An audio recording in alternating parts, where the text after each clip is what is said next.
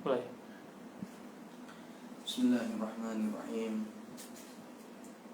Assalamualaikum warahmatullahi wabarakatuh. Innal hamdalillah nahmaduhu wa nasta'inuhu wa nastaghfiruh wa na'udzu billahi min shururi anfusina wa min sayyiati a'malina. May yahdihillahu fala mudilla lahu wa may yudlil fala hadiya lahu. Asyhadu an la ilaha illallah wahdahu la syarika lahu wa asyhadu anna Muhammadan 'abduhu wa rasuluh. Qala Allah Ta'ala, ya ayyuhalladzina amanu taqullaha haqqa tuqatih wa la tamutunna illa wa antum muslimun. Amma ba'du, fa inna asdaqal hadithi kitabullah wa khairal hadi Muhammadin sallallahu alaihi wasallam. Wa syarrul umuri muhdatsatuha, fa inna kulla muhdatsatin bid'ah wa kulla bid'atin dhalalah wa kulla dhalalatin finnar. Alhamdulillah, Bapak sekalian, kembali kita bisa melanjutkan kajian kita, yakni kitab Al-Adab Al-Mufrad karya Imam Al-Bukhari rahimahullah, yang mana kitab ini berisi hadis-hadis yang berkaitan dengan adab atau etika. Baik, di kesempatan sebelumnya kita telah membahas bab idza nasahal 'abdu li sayyidihi, apabila seorang budak memberikan nasihat kepada tuannya. Dan telah kita jelaskan tentang makna nasihat ya mas kalian di kesempatan sebelumnya. Jadi nasihat itu intinya adalah menempatkan sesuatu pada tempatnya, melakukan suatu perbuatan dengan tepat dan bagus serta benar, ya. Dan juga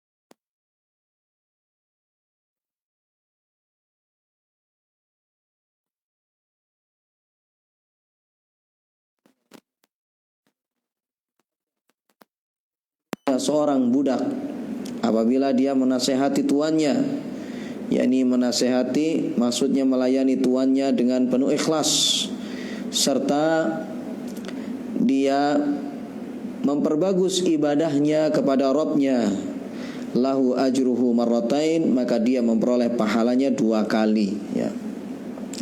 Telah kita jelaskan hadis tersebut, ya. Dan di antara faedah dari hadis itu yaitu adalah tentunya keutamaan bagi budak yang melayani tuannya dengan baik, ya. Serta dia juga beribadah kepada Allah dengan baik.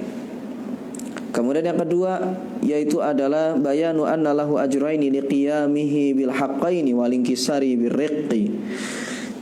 Dalam hadis itu penjelasan bahwasanya dia memperoleh pahala karena dia melakukan hak atau 2 hak, ya, karena dia telah melakukan 2 hak. Hak untuk Rabbnya, ya, dan juga hak untuk tuannya. Dan hak untuk tuannya itu, ya, adalah dengan berbuat baik kepadanya, melayani tuannya dengan baik, ya. Dan juga dia memperoleh pahala karena dia karena luluhnya dia, ya, sebagai seorang budak. Baik, kemudian kita juga sebutkan suatu faedah bahwasanya seseorang, ya, hendaknya dia itu totalitas melakukan kebaikan di posisi manapun dia.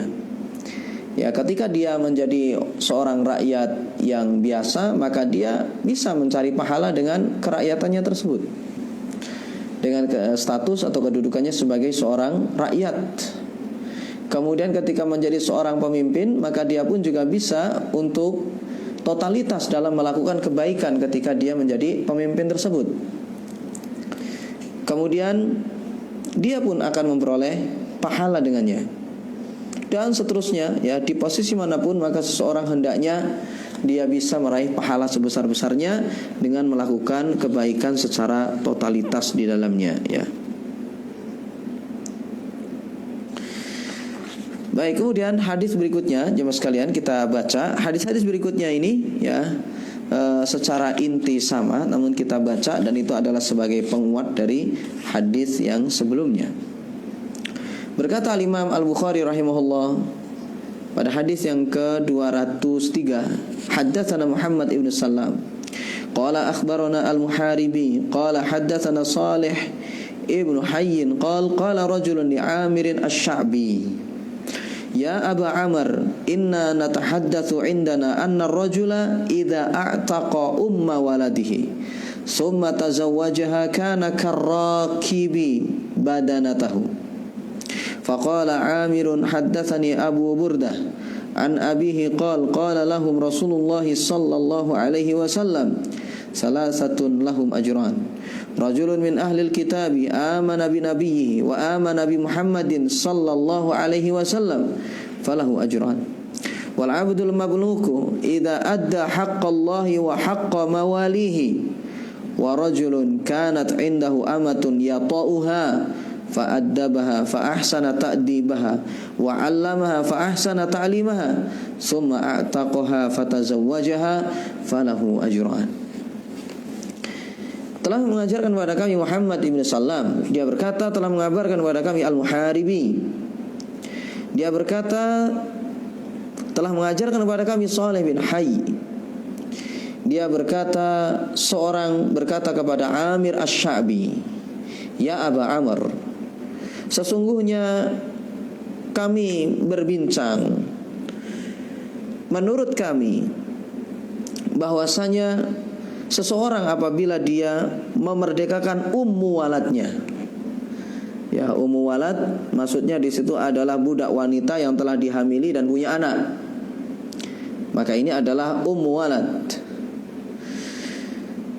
Kata seseorang tersebut yang berkata kepada Amir Asy-Sya'bi, wahai Abu Amr, sesungguhnya kami berbincang, menurut kami seseorang yang apabila dia memerdekakan ummu walad dia, kemudian dia menikahinya, maka itu sama saja seperti orang yang mengendarai ontanya. Maka Amir pun berkata, ya, Amir Asy-Sya'bi maksudnya di situ, dia berkata telah mengajarkan kepadaku Abu Burdah dari ayahnya, dia berkata Rasulullah sallallahu alaihi wasallam bersabda kepada mereka, 3 orang yang mereka memperoleh 2 pahala, ya, ada 3 orang yang mereka memperoleh 2 pahala. Seseorang dari kalangan ahli kitab yang dia beriman kepada nabinya dan beriman kepada Muhammad sallallahu alaihi wasallam, ya. Falahu ajran, maka dia memperoleh 2 pahala. Dan seorang budak yang apabila dia menunaikan hak Allah dan menunaikan hak tuannya, majikannya, dan seseorang yang dia memiliki budak wanita yang telah dia jima, ya, lalu dia mendidiknya dengan baik, ya, kemudian dia mengajarinya dengan baik, summa a'taqaha, kemudian dia pun memerdekakannya, fatazawwajaha, lantas dia menikahinya, falahu ajran, maka dia pun memperoleh 2 pahala. Qala Amirun, Amir berkata, a'tainakaha bighairi syai'in. Kata Amir, ya, setelah menyampaikan hadis tersebut, sesungguhnya saya memberi engkau hal tersebut, yakni faedah-faedah dari hadis tadi, ya, itu tanpa imbalan. Saya tidak menarik imbalan dengan menyampaikan hadis ini kepadamu. Dan padahal, ya, sungguh, ya, dia pergi pada saat itu menuju Madinah dengan tanpa imbalan, ya, dengan tanpa imbalan. Baik, jadi jemaah sekalian, dalam hadis ini seorang berkata kepada Amir Asy-Sya'bi bahwasanya menurut mereka kalau seandainya seseorang itu dia memiliki walad, memiliki budak yang telah dia hamili dan juga dia telah punya anak, kemudian habis itu dia nikahi budak tersebut, maka itu sama saja menurut orang-orang, katanya menurut orang itu sama saja seperti orang yang mengendarai ontanya itu, ya, karakibi badanatahu, ya, seperti seorang yang mengendarai, ya, ontanya. Artinya ya ini sesuatu yang enggak terlalu istimewa, ya, intinya biasa sajalah begitu. Ya, sesuatu yang tidak terlalu hebat, ya, sesuatu yang lumrah biasa. Bahkan mungkin ini adalah ejekan bahkan, gitu ya. Kemudian maka Amir ketika mendengar hal tersebut, dia pun berkata langsung, telah mengajarkan kepadaku Abu Burdah dari ayahnya. Dia berkata Rasulullah SAW bersabda kepada mereka bahasanya ada 3 orang yang mana mereka ini memperoleh 3 pahala, ya, yang memperoleh 2 pahala. Ada 3 orang yang mana mereka ini memperoleh 2 pahala. Kata Rasulullah, di antaranya yang pertama yaitu adalah seorang ahli kitab. Seorang ahli kitab, ya, misalnya Nasrani, ya, seorang ahli kitab yang dia itu beriman kepada nabinya. Kalau orang Nasrani, ya, beriman kepada Nabi Isa. Kalau orang Yahudi beriman kepada Nabi Musa. Kata Rasulullah, seorang ahli kitab yang dia beriman kepada nabinya serta beriman kepada Nabi Muhammad sallallahu alaihi wasallam, falahu ajran, maka dia memperoleh 2 pahala. Ya, jadi ini keutamaan tersendiri jemaah sekalian bagi orang yang masuk Islam. Ya, bagi orang yang masuk Islam dari kalangan ahli kitab. Karena mereka sudah beriman kepada nabinya, kemudian habis itu beriman kepada Nabi Muhammad sallallahu alaihi wasallam. Ya. Mereka misalnya ketika di zaman Nabi sallallahu alaihi wasallam memiliki agama samawi. Sebelum datangnya Islam misalnya, mereka sudah menganut agama tersebut, baik agama Yahudi atau agama Nasrani, sehingga mereka mengimani nabi mereka. Orang Yahudi misalnya mengimani Nabi Musa, sedangkan orang Kristen, ya, orang Nasrani mengimani Nabi Isa alaihi salam.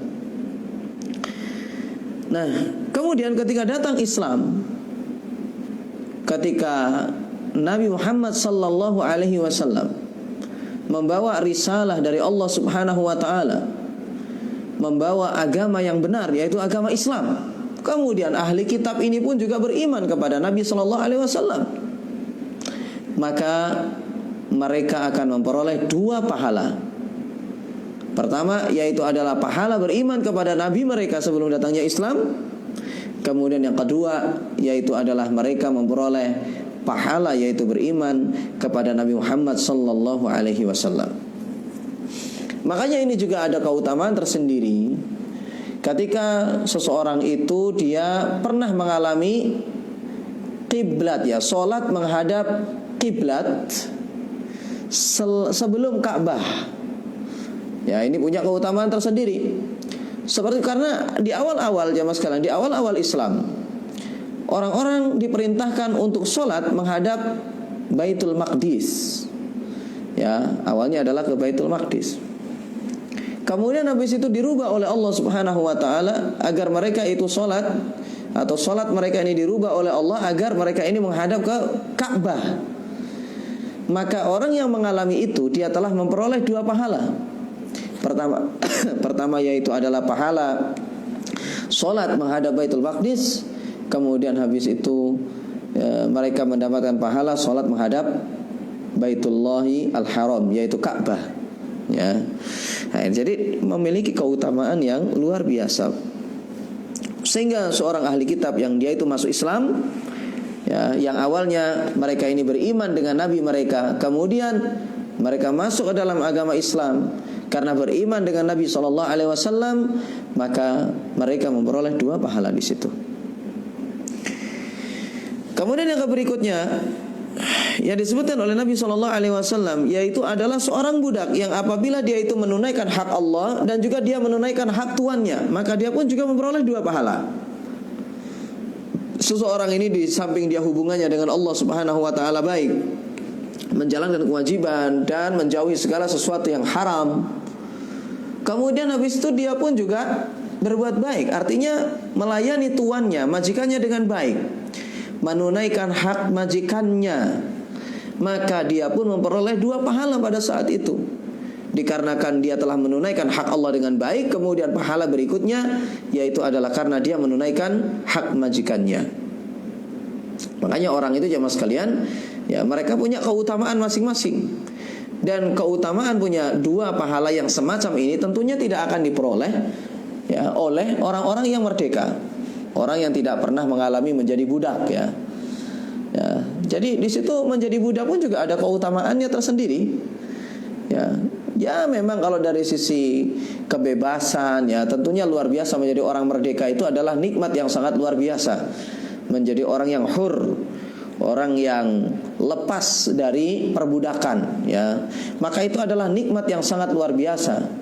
Tetapi ketika seseorang dia itu menjadi budak, maka juga bisa memperoleh kesempatan mendapatkan pahala yang besar, yaitu adalah kalau seandainya seseorang itu dia ketika menjadi budak beribadah kepada Allah dengan baik, menjalankan syariat dengan baik, kemudian habis itu dia pun juga menjalankan hak majikannya dengan baik, maka dia memperoleh 2 pahala di sana. Yang berikutnya yaitu adalah seseorang yang dia itu memiliki budak wanita yang telah dia gauli, yang telah dia jima, ya, yang telah dia gauli. Setelah itu dia tidak melecehkannya, tetapi dia fa'addabaha fa'ahsana ta'dibaha, mendidiknya dengan baik. Bahkan dia mendidiknya fa'ahsana, ya, yakni dengan cara yang baik mendidiknya itu.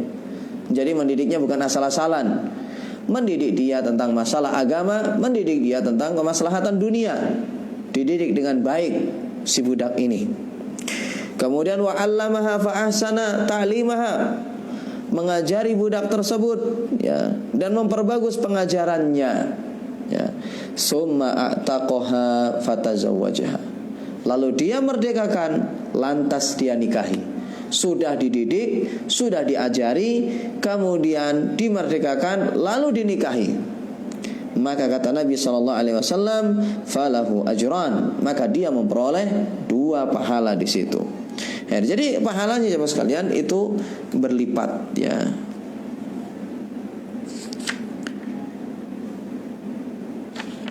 Baik, sehingga dari hadis ini juga menunjukkan bahwasanya hendaknya seseorang itu dia totalitas melakukan kebaikan di posisi manapun dia. Kemudian hadis berikutnya berkata Al-Imam Al-Bukhari rahimahullah pada hadis yang ke-204, haddatsana Muhammad ibnu Ala, ya, haddatsana Muhammad ibnu Ala qala haddatsana Abu Usamata an Buraid ibni Abdillahi an Abi Burdata an Abi Musa qala Rasulullah sallallahu alaihi wasallam al-mamlukul ladzi yuhsinu ibadata rabbih wa yuaddi ila sayyidihi alladzi furida alaihi min at-ta'ah wan nasihati lahu ajran. Telah mengajarkan kepada kami Muhammad ibnul Ala, dia berkata telah mengajar kepada kami Abu Usamah dari Buraid bin Abdullah dari Abi Burdah dari Abi Musa, dia berkata Rasulullah sallallahu alaihi wasallam bersabda, al-mamlukul ladzi yuhsinu ibadata rabbih, budak yang dia memperbagus ibadahnya kepada Rabbnya, wa yuaddi ila sayyidihi alladzi furida alaihi min at-ta'ati wan nasihah, dan dia menunaikan hak majikannya yang dia diwajibkan atasnya berupa ketaatan dan nasihat, berlaku baik, pelayanan yang terbaik kepada majikannya. Lahu ajran, maka dia pun memperoleh 2 pahala. Sama seperti hadis tadi, ya, yang intinya adalah kalau seandainya seorang budak itu dia memperbagus ibadahnya kepada Robnya, ya, yang wajib semuanya dilakukan, kemudian yang haram semuanya ditinggalkan. Bahkan kalau seandainya bisa, kalau seandainya dia mampu, maka yang sunnah pun juga diamalkan, ya. Serta di samping itu, di samping dia melakukan hubungan baik dengan Robnya, dengan Tuhannya, dengan Allah Subhanahu wa ta'ala, kemudian dia menunaikan hak majikannya yang memang harus dia lakukan, yaitu adalah ta'ah dan juga nasihat, ya, bersikap yang tepat, memberikan pelayanan yang ikhlas kepada majikannya, maka kata Nabi SAW, lahu ajran, dia memperoleh 2 pahala. Kemudian berkata Al-Imam Al-Bukhari rahimahullah pada hadis yang ke-205, Haddatsana Musa qala haddatsana Abdul Wahid qala haddatsana Abu Burdata ibnu Abdullah ibni Abi Burdata qala sami'tu Aba Burdata yuhadditsu an abihi qala Rasulullah sallallahu alaihi wasallam al mamluku lahu ajran idza adda haqqallahi fi ibadatihi aw qala fi husni ibadatihi wa haqqa malikihi alladhi yamlikuhu. Telah mengajarkan kepada kami Musa, dia berkata telah mengajarkan kepada kami Abdul Wahid, dia berkata telah mengajarkan kepada kami Abu Burdah ibnu Abdullah ibni Abi Burdah. Dia berkata saya mendengar Abu Burdah menceritakan tentang ayahnya, ya, menceritakan dari ayahnya.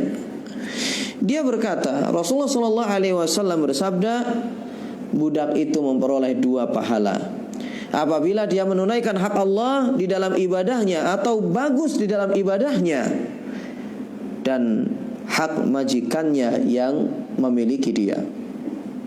Sama, ya. Jadi intinya di situ aja mas kalian, budak itu memperoleh 2 pahala apabila dia menunaikan hak Allah dan hak majikannya, ya. Maka dia memperoleh 2 pahala di sana.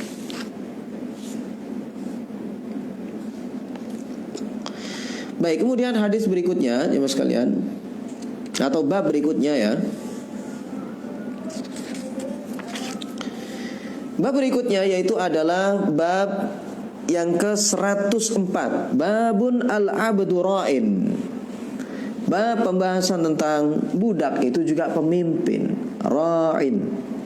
Ya, budak itu adalah pemimpin. Baik, pada hadis yang ke-206 berkata al-Imam Al-Bukhari rahimahullah, haddatsana Ismail ibnu Abi Uwais qala haddatsani Malikun an Abdullah ibn Dinar an Ibni Umar anna Rasulullah sallallahu alaihi wasallam qala kullukum ra'in wa kullukum mas'ulun an ra'iyatihi fal amiru alladhi 'ala an-nasi ra'in wa huwa mas'ulun an ra'iyatihi wal rajulu ra'in 'ala ahli baitihi wa huwa mas'ulun an ra'iyatihi wa 'abdur rajuli ra'in 'ala mali sayyidihi wa huwa mas'ulun anhu wal mar'atu ra'iyatun fi baiti zawjiha wa hiya mas'ulatun. Sami'tu haula'i minan nabiy sallallahu alaihi wasallam wa ahsabun nabiy sallallahu alaihi wasallam qala war rajulu fi mali abihi ala kullukum ra'in wa kullukum mas'ulun an ra'iyatihi. Telah mengajarkan kepada kami Ismail bin Abi Uwais. Dia berkata telah mengajarkan kepadaku Malik dari Abdullah bin Dinar dari Ibnu Umar bahwasanya Rasulullah sallallahu alaihi wasallam bersabda, kullukum ra'in, semua dari kalian itu adalah pemimpin, penanggung jawab. Ingat, semua dari kalian itu adalah punya tanggung jawab. Semua dari kalian itu adalah pemimpin. Wa kullukum mas'ulun an ra'iyatihi, dan semua dari kalian itu akan dimintai pertanggungjawaban terhadap apa yang dia pimpin, terhadap apa yang dia urus, terhadap kepemimpinannya. Fal amirul ladzi 'alan nasi ra'in, maka seorang pemimpin yang mengurusi manusia adalah pemimpin, amir, ya, seorang amir, presiden, raja, khalifah, sultan, semuanya. yang mereka mengurus kepentingan manusia, ra'in. Dia adalah ra'in, yaitu pemimpin, orang yang bertanggung jawab dan tentunya akan dimintai pertanggungjawaban. Wa huwa mas'ulun an ra'iyatihi, dan dia pun akan dimintai pertanggungjawaban dari kepemimpinannya. Wa rajulu ra'in ala ahli baitihi, dan seseorang itu adalah pemimpin atas keluarganya. Wa huwa mas'ulun an ra'iyatihi, dan dia pun akan ditanya tentang kepemimpinannya tersebut. Wa abdur rajuli ra'in ala mali sayyidihi, dan budak seseorang, budak adalah juga ra'in, pemimpin, ya, ala mali sayyidihi, atas harta majikannya. Wa huwa mas'ulun anhu, dan dia pun akan ditanya tentang kepemimpinannya tersebut. Wal mar'atu ra'iyatun fi baiti zawjiha, dan seorang wanita pun juga ra'iyah, dia adalah pemimpin pula, penanggung jawab terhadap rumah suaminya. Wahia mas'ulatun, dan dia pun juga akan ditanya tentang kepemimpinannya tersebut. Kemudian Ibnu Umar berkata, saya mendengar mereka itu dari Nabi SAW, dan saya yakin Nabi SAW bersabda, warrajulu fi mali abihi ala kullukum ra'in wa kullukum mas'ulun an ra'iyatihi. Dan seseorang itu terhadap harta ayahnya juga adalah pemimpin. Ketahuilah, semua dari kalian itu adalah pemimpin, dan semua dari kalian itu akan dimintai pertanggungjawaban dari kepemimpinannya. Baik jamaah sekalian, dalam hadis ini jamaah menunjukkan bahwasanya semua dari kita ini adalah pemimpin. Tidak ada dari kita ini kecuali dia adalah orang yang dikatakan sebagai ra'in, pemimpin. Dan pemimpin itu akan dimintai pertanggungjawaban atas kepemimpinannya tersebut. Dan seseorang itu menjadi pemimpin tidak harus menjadi raja, tidak harus menjadi ketua ormas, ketua yayasan, dan semua dari kita itu adalah pemimpin. Akan tetapi memimpinnya terhadap apa, maka itu adalah bertingkat-tingkat. Bahkan Nabi SAW jelaskan di situ, seorang budak pun juga pemimpin, seperti dalam judul ini, judul yang disampaikan oleh Imam Bukhari. Budak itu pun juga pemimpin. Bagaimana bentuk kepemimpinan budak? Maka dia adalah pemimpin dalam hal mengurus harta majikannya, karena dia yang bertanggung jawab untuk menjaga harta majikannya tersebut, menjaganya dengan baik. Dia yang bertanggung jawab itu, ya, untuk menjaganya dengan baik dan menggunakannya sesuai dengan apa yang diinginkan oleh majikannya itu. Maka itu pun juga disebut sebagai ra'in, pemimpin, dan dia pun juga akan dimintai pertanggungjawaban atas kepemimpinannya tersebut. Baik, jadi jemaah sekalian, ingat dalam hadis ini yang disebutkan oleh Nabi SAW, yang pertama yang disebut oleh Rasulullah yaitu adalah al-amir. Dan amir di situ adalah seorang imam, raisud daulah. Dan ini jamaah sekalian, tanggung jawabnya bagi seorang pemimpin negara itu sangat besar sekali dibandingkan dengan pemimpin-pemimpin yang lain. Dibandingkan dengan pemimpin yang lain, tanggung jawabnya sebagai seorang pemerintah suatu negara, seorang pemimpin, maka itu lebih besar dibandingkan hanya sekedar sebagai seorang budak dan semisalnya. Kenapa jemaah sekalian? Karena seorang pemimpin negara, maka dia dituntut untuk menjaga keamanan negara tersebut. Dia dituntut untuk menjaga kemaslahatan negara tersebut, baik dalam hal agama dan juga dalam hal dunia. Seorang pemimpin harus bertanggung jawab tentang itu. Apa yang terjadi dengan negaranya dalam masalah agama, bagaimana negara itu dalam hal ekonominya, dalam hal dunia, maka itu pun dia juga bertanggung jawab di sana itu. Makanya para ulama katakan bahwasanya menjadi seorang pemimpin itu sebenarnya bukanlah tasyrif ya. Jadi bukan itu adalah sesuatu yang dianggap ya mengenakkan seseorang. Ya. Tetapi sebenarnya menjadi seorang pemimpin, orang yang diuji oleh Allah menjadi seorang pemimpin, maka sebenarnya dia telah memikul beban yang sangat berat. Makanya kita lihat Umar radhiyallahu anhu, Amirul Mukminin, Umar bin Khattab radhiyallahu anhu. Beliau sampai mengatakan, "Wallahi law mata anaqun fi dijlatin aw fi furat lakana Umar mas'ulan anhu." Kata Umar radhiyallahu anhu, demi Allah, kalau seandainya seekor kambing kecil itu mati di sungai atau di Furat ya, di sungai Efrat begitu. Ya, jadi kalau di Jilah itu kalau lihat di kamus itu adalah sungai Tigris. Kalau Furat yaitu adalah nama sungai yang kita dengar dengan sungai Efrat begitu. Baik.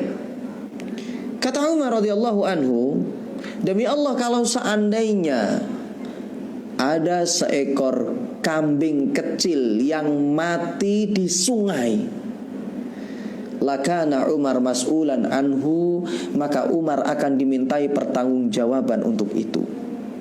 Umar bin Khattab pada saat itu jamaah sekalian ingat, dia diuji oleh Allah menjadi seorang pemimpin. Maka Umar radhiyallahu anhu jelaskan tentang masalah itu. Jadi jamaah sekalian, jangan dikira menjadi pemimpin itu enak ya. Mungkin kalau di dunia ya mungkin ya dia dihormati orang, kemudian habis itu mungkin gajinya besar, di mana-mana dimuliakan. Ya, mungkin begitu pikirannya. Jadi dari sisi itu dia berada di zona nyaman. Tapi sebenarnya dari sisi tanggung jawab jamaah sekalian, maka itu sangat besar sekali. Jadi ingat, kalau seandainya ada orang tersandung jalan, ya misalnya jalannya jelek, rusak, kemudian ada orang yang banyak kempes, ada orang yang di situ tersandung, jatuh, mungkin di situ patah kakinya.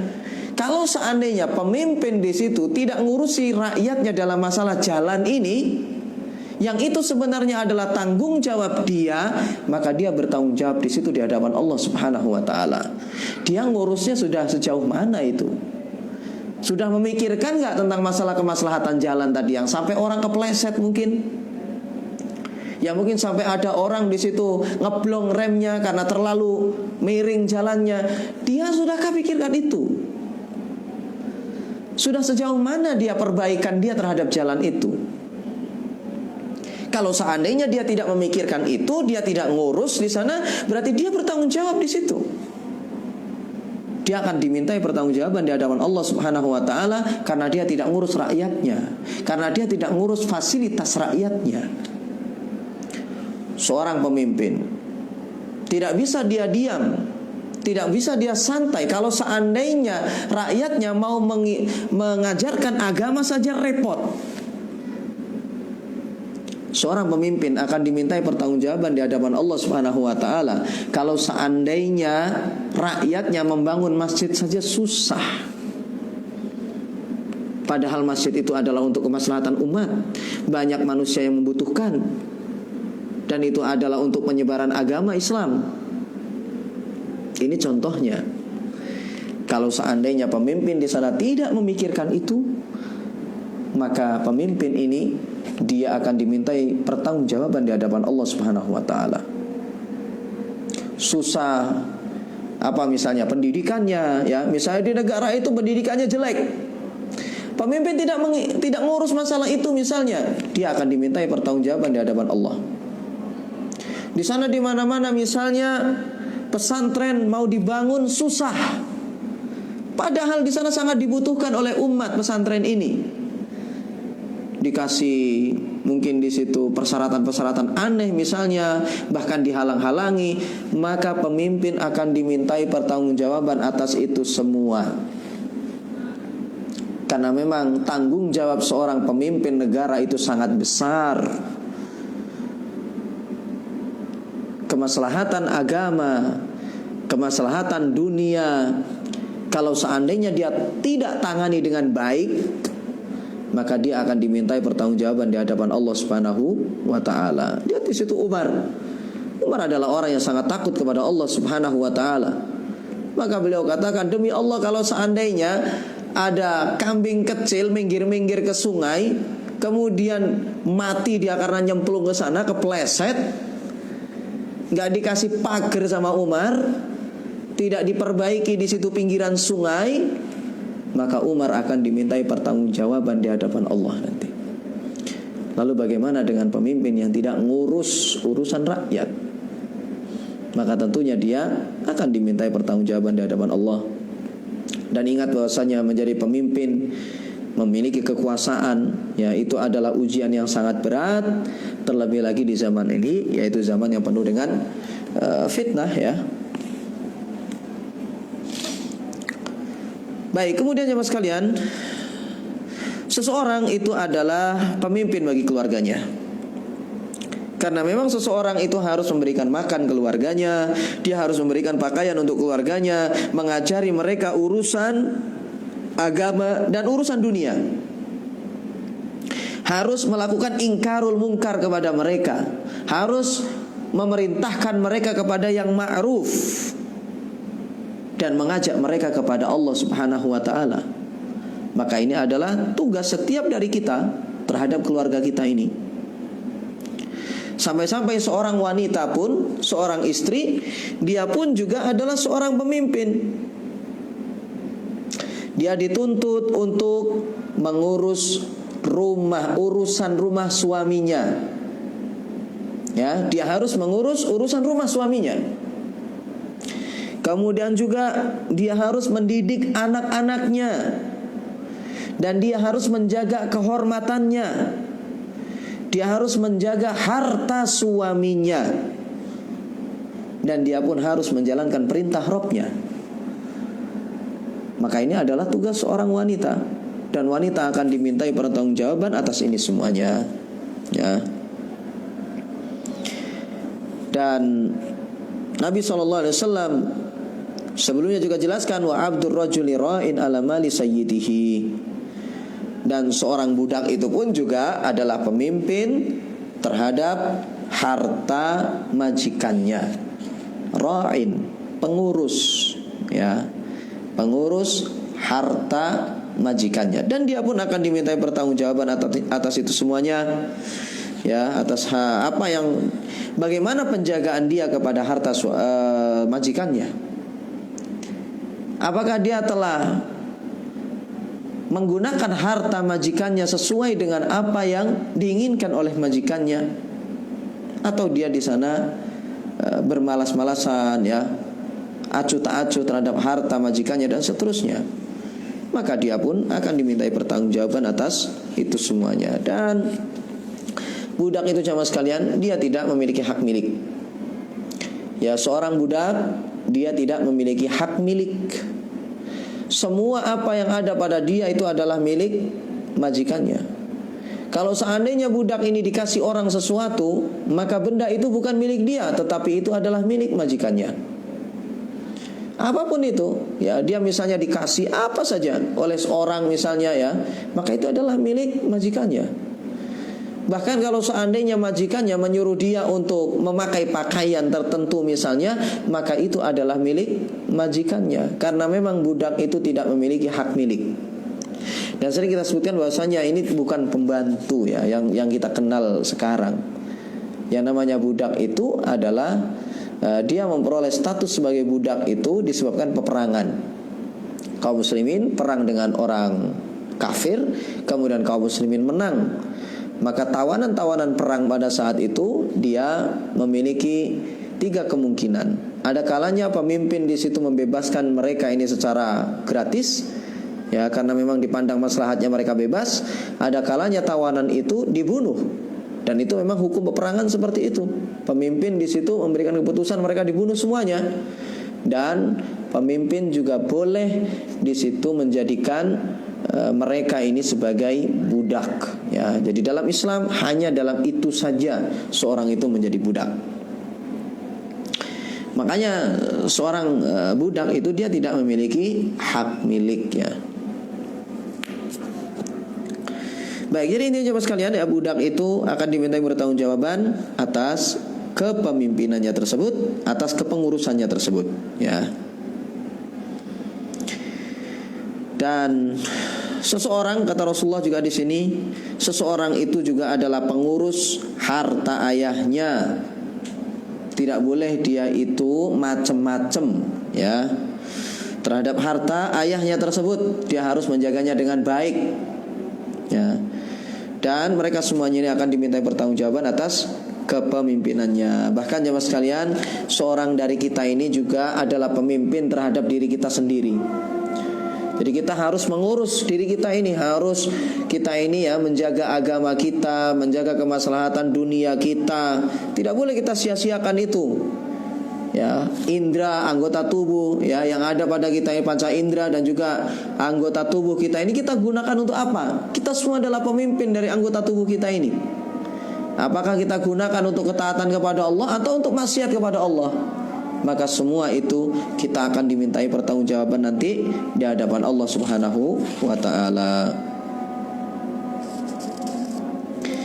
Baik, kita baca terakhir jemaah ya, tinggal satu hadis, yaitu hadis yang ke-207.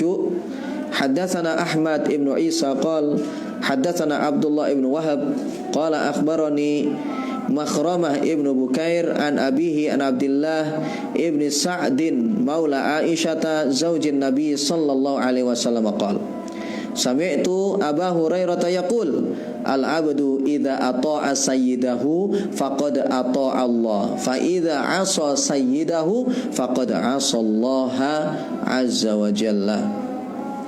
Telah mengajarkan kepada kami Ahmad bin Isa, dia berkata telah mengajarkan kepada kami Abdullah bin Wahab, dia berkata telah mengabarkan kepadaku Makhramah bin Bukair dari ayahnya dari Abdullah bin Sa'ad maula Aisyah istri Nabi SAW. Dia berkata saya mendengar Abu Hurairah dia berkata seorang budak apabila dia taat kepada majikannya maka sungguh dia telah taat kepada Allah karena Allah perintahkan dia untuk itu.